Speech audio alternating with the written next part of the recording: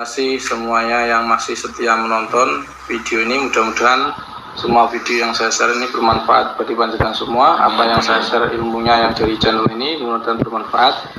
Nah, di dalam kesempatan kali ini saya ingin sedikit menjelaskan tentang apa bedanya korin, khodam dan jin. Baik. Jadi kalau korin itu artinya pendamping, teman.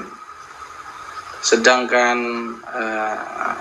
khodam itu adalah perewangan. Artinya khodam itu perewangan atau pelayan.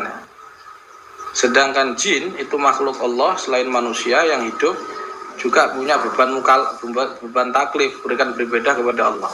Jadi persis seperti hidup manusia. Itu secara definisi. Nah, pertanyaannya, bagaimana perbedaan tiga jin tersebut? Bedanya apa? Bedanya begini. Kalau itu korin, itu hanya bisikan. Nah, korin itu tidak bisa dikeluarkan dari jasadnya manusia, karena kata Rasulullah, ma minkum min ahadin illa wa qad wukila bi qarinuhu minal jinni wa qarinuhu minal malaikah. Ma minkum. Padahal kita tahu orang itu kadang diruqyah, kadang nggak reaksi, karena nggak ada pengaruh jinnya. Tapi bukan berarti nggak ada korinnya. Kalau korin dari bangsa jin itu maknanya korin dari bangsa jin itu maknanya bisikan. Jadi bisikannya cenderung buruk. Sedangkan korin dari malaikat ini bukan khodam loh ya. Korin dari malaikat itu bisikan-bisikan baik. Nah, cirinya kalau korin itu dominan dalam tubuh seseorang, maka cirinya adalah 1, suka marah tiba-tiba, 2, was-was, 3, sering lupa rakaat sholat, atau kalau dia Nasrani Yahudi dia suka lupa gitu. Itu apa? Korin. Sekarang kalau kita bicara tentang khodam itu apa? Khodam itu pelayan. Dia ini aslinya adalah jin yang ditarik ke tubuh manusia melalui ritual-ritual, gitu kan? Ritual-ritual atau ditarik, atau dia punya amalan yang menarik. Nah, khodam ini biasanya tugasnya menjaga manusia. Nah, cirinya kalau masuk manusia, khodam itu sembunyi di tulang ekor, itu ya, di tulang ekor. Jadi kalau tulang ekornya, nah khodam ini ada beberapa faktor menuju manusia. Kalau dia khodamnya ditarik jalb wa tahdzir, ditarik menggunakan mantra-mantra atau niat memasukkan energi alam, yang itu ternyata di pohon itu ada jinnya masuk, maka dia biasanya masuk di dada atau di tulang ekor. Tapi kalau yang dimaksud khodamnya itu dari dukun, maka cirinya adalah ini yang khodam asli ya, khodam dukun ya, cirinya kepala pusing, punggung berat, tulang ekor sakit. Nah, itu ya ciri-ciri kalau masuk tubuh manusia. Sekarang pertanyaannya yang ketiga, apa bedanya? Tadi saya sampaikan apa? Korin, khodam, dan jin. Nah, sebelum kita bahas jin, apakah ada khodam malaikat? Jawabannya tidak ada. Karena malaikat itu tidak bisa diperintah manusia.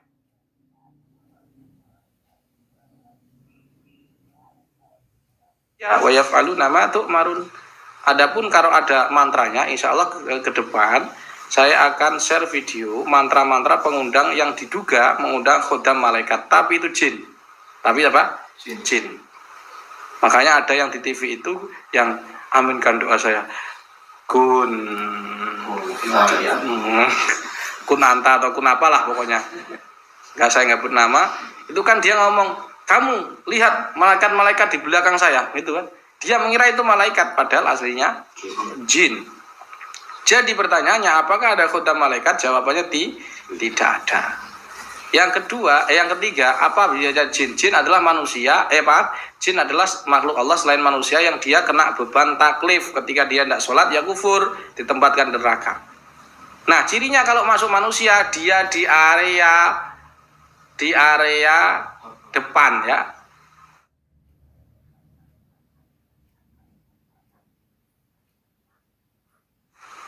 tetap was-was supalokar sholat, dan itu tetap ada. Cuman dia kalau masuk ke tubuh manusia di area depan, contoh matanya sakit, hidrosipalus, itu sinusitis, giginya sakit sampai 3 bulan lebih, kemudian pilek sampai 2 bulan lebih, dadanya sesak, asam lambung. Nah, dari depan. Kalau sihir dari belakang. Nah, sekarang saya akan contohkan, ini contoh jin ini kalau masuk manusia tidak disebut jinnya namanya khodam, tidak. Jinnya dinamakan jin. Jadi dia ini kita sebut sebagai masul jin, ketempel. Nah, kita akan di sini saya akan contohkan orang yang punya gejala ketempelan. Apakah diagnosa kalian terserah, nanti coba kalian pikir sendiri kira-kira gangguan apa gitu. Yang sampean itu apa keluhannya? Sering lupa rakaat sholat. Nah, sifat kan itu keluhan fisiknya yang saya katakan. Di depan atau di belakang? Enggak. Lebih cenderung. Enggak mumet, enggak apa-apa cuma. Dadanya sesak enggak? Enggak. Batuk? Batuk enggak. Hampek? Enggak. Terus apa? Was-was itu, Gus. Selain was-was itu, ulu hatinya sakit enggak? Apa? Bulu hati alhamdulillah sehat, semuanya sehat. Cuma totot. Ini keterangan dari teman saya itu yang saya jadi takut gitu loh. Katanya temen ada khodamnya begitu. Ya, ada yang intil ya. Ada yang kintil dikira khodam. Nah, ini berarti keliru atau salah kalau yang kintil seperti ini disebut khodam? Salah. Salah. Kenapa? Karena khodam itu di mana tadi? Tulang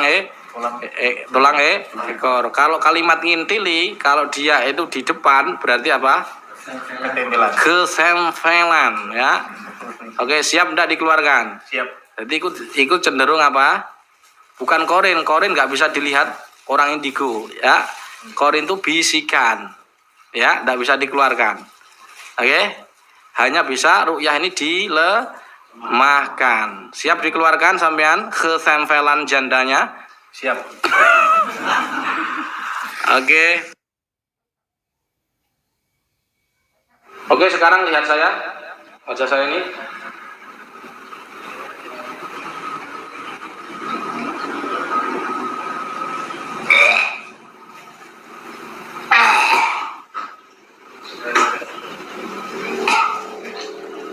Pejamkan mata, menunduk, buka mulut.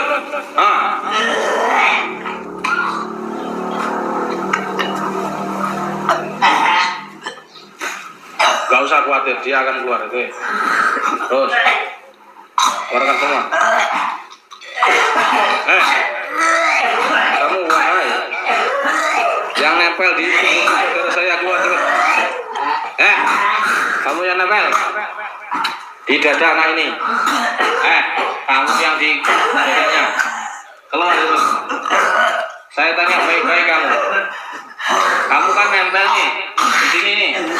Kamu ditarik atau nempel sendiri? Ngomong.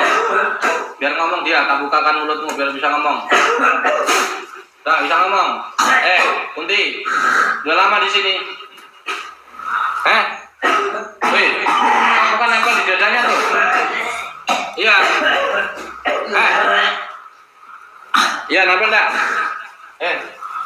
Naik terus. Ngomong sama saya. Terus, nanti kalau kamu tak sentuh terbakar loh kamu, ya. Saya ulangi, kalau kamu tak sentuh terbakar loh. Jangan membuat saya nyentuh kamu.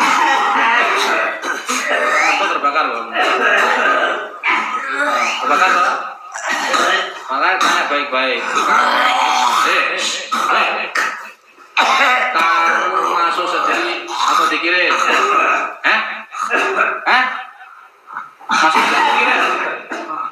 Masuk sendiri kan? Iya. Disarok sama kepalanya anak ini. Masuk sendiri. Nah, senang sama anak ini. Iya. Nah, itu kan buktinya. Jadi dia bukan korin, ya. Bukan korin tapi jin. Jadi jin kuntilanak yang nempel, makanya dia yang sakit itu bagian depan. Tadi kan saya sampaikan di sini dia dadanya sesak. Kalau di sini dia sudah tidak sesak. Tapi itu korin. Maaf, itu tempelan, bukan korin. Bukan pula kodam. Kodam itu tidak seperti ini. Kodam itu di langkor gitu. Nah, kalau dia ini nempel saja di dada-dadanya. Biasa seperti itu. Oke, sudah Islam belum? Kuntilanak, sudah Islam belum? Sudah Islam. Karena ini sudah Islam. Kenapa saya tahu kuntilanak? Karena memang dia tadi cerita, kayaknya ada perempuan, nah itu kan kuntilanak. Jadi bukan berarti saya lihat sih. Oke? Sudah Islam belum? Belum. Saya Islamkan mau enggak? Mau enggak?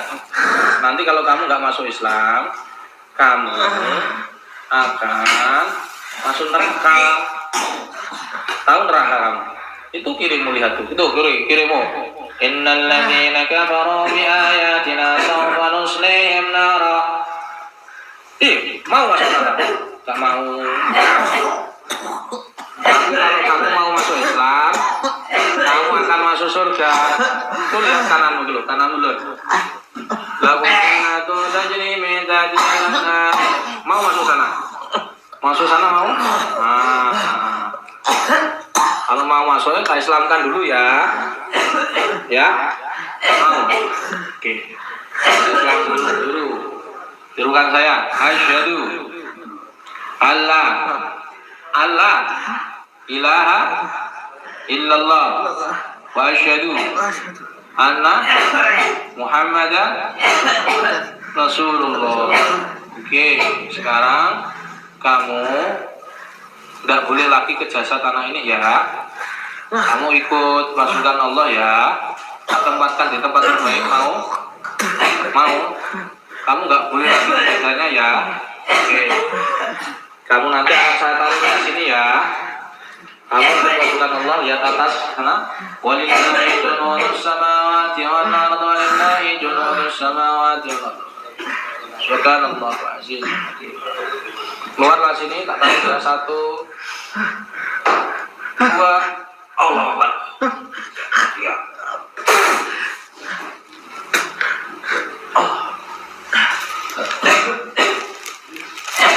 Masuk dikit. Allah.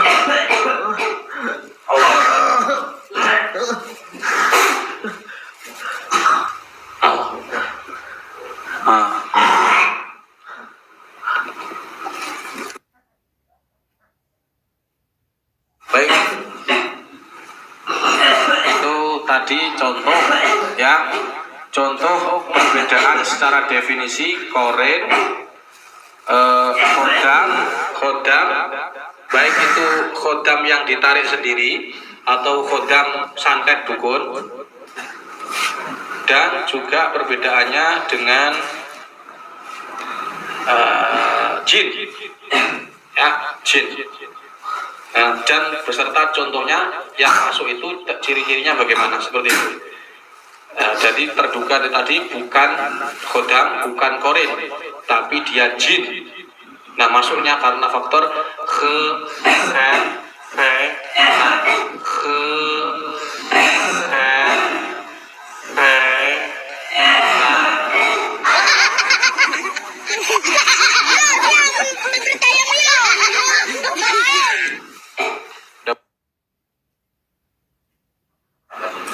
Nah, yang ini jenisnya khodam ini. Nah, ya.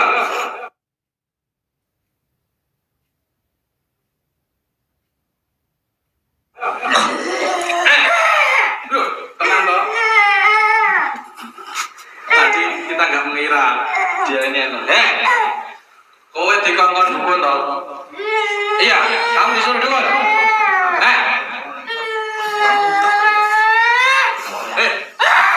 Kaget dong. Kowe kan dikongkon dukun. Dia kan ngerukyah. Dukunmu nggak terima gitu ya? Iya. Kamu disuruh nyantet dia. Sekarang tidak bisa.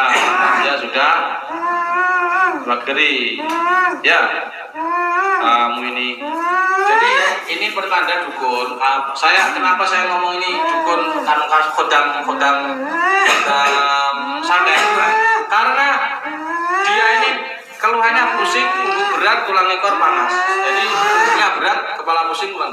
Kan bagian belakang. Tapi saya sampaikan, kalau dia keluhannya di kepala, punggung dan tulang ekor, itu sihir, bukan kodam, ya kan? Tapi dia bukan kodam diri sendiri, maksudnya, tapi kodam dukun. Ya, kalau kodam diri sendiri, itu dia sakitnya cuma di tulang ekor, jenisnya jinnya adalah macan. Ya, penjaga atau kerabat. Ya, kalau ini nanti kan jenisnya enggak macam-macam karena kodam dukun. Dan lihat. Ketika Rasulullah SAW ditanya, ada orang subuhani kawanan pulau siang, ditanya, apa yang terjadi? Dan mengatakan, bala syaitan, telinganya dikencingi setan. Jadi orang yang gangguan jin, yang dia ini yang paling parah itu, telinganya dikencingi jin, maka terjadi pusing. Dan ini efeknya, dampak ibadahnya adalah kalau subuhan selalu kesiangan. Nah ini tips untuk orang yang subuhnya kesiangan dan kepalanya pusing. Itu ada gangguan dari setan. Nah siapa yang bilang itu gangguan? Bukan kata psikiater, bukan kata dokter, bukan kata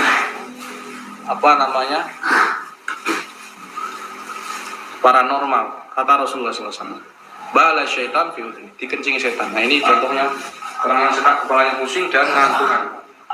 Ayah, jangan ngantukan sini. Jadi agak sini.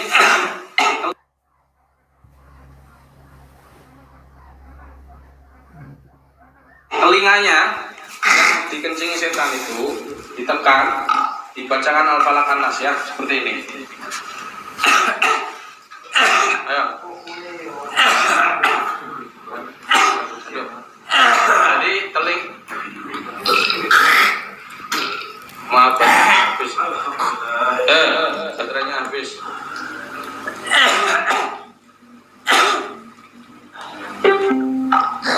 Baterainya habis. Oh, masih. Coba lihat sini agak dekat. Ya, ini biar lihat. Peserta biar lihat. Nah, ini telinganya di sini kan karena dikencingi setan, dipegang sini. Tes ini. Ayo buka mulut. Ayo. Kamu yang kencing-kencingnya di sini keluar cepat. Kita bacakan Al-Falaq An-Nas atau ayat kursi. Ini kalau pengen ampuh lagi pakai mic ini. Nah, mic ini harganya 550 promosi. Tapi kalau di umum 750, kalau JRA 100 lah. Belinya ya. Nah, hubungi toko bangunan terdekat. Ayo kamu yang kepala yang di sini. Kencing-kencingnya keluar. Bismillahirrahmanirrahim. Jadi ditekan baca Al-Falaq An-Nas. Qul a'udzu birabbil falaq min syarri ma khalaq wa min syarri ghasiqin idza waqab wa min syarri an-naffatsati fil 'uqad wa min syarri an-naffatsati wa min syarri an-naffatsati fil 'uqad wa min syarri hasidin idza hasad. Bismillahirrahmanirrahim. Qul a'udzu birabbin nas, malikin nas, min syarril waswasil khannas, alladzi yuwaswisu fi sudurin nas minal jinnati wan nas. Perhatikan, dia nanti di sini akan agak dekat. Dia di sini nanti akan lendirnya banyak dan dia akan keluar lewat sini, seret begini keluar lewat sini. Makanya dia itu ngantukan. Kalau ngantukan dalam kitab Ta'alim Muta'alim itu banyak balgham lendirnya. Lendir inilah yang yurisun nisyanu, buat dia sering lupa karena dikencingi setan. Jadilah di sini ada lendir-lendir, ya kan? Di sini pula pusat gangguan janda. Pusingnya di sini juga ya. Ayo yang keluar, cepat. Ayo, cepat. Ayo.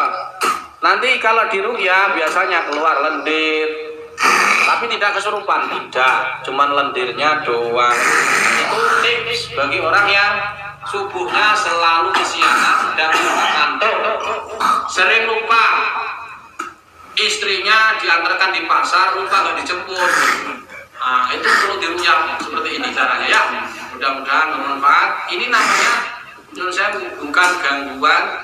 Nah, seperti ini namanya bukan gangguan jin, bukan gangguan jam, tapi cenderung bisikan korin. Makanya dirukyah nggak kesurupan, ndak, nanti karena pusing dok ya. Demikian, mudah-mudahan bermanfaat dan panjenengan semoga dijaga oleh Allah Subhanahu wa taala, dijauhkan dari bisikan setan, dari khodam dan dari khodam santet dan dijauhkan dari gangguan bangsa jin. Amin ya rabbal alamin. Subhanakallahumma bihamdika asyhadu an la ilaha illa anta astaghfiruka wa atubu ilaik. Assalamualaikum warahmatullahi wabarakatuh. Waalaikumsalam.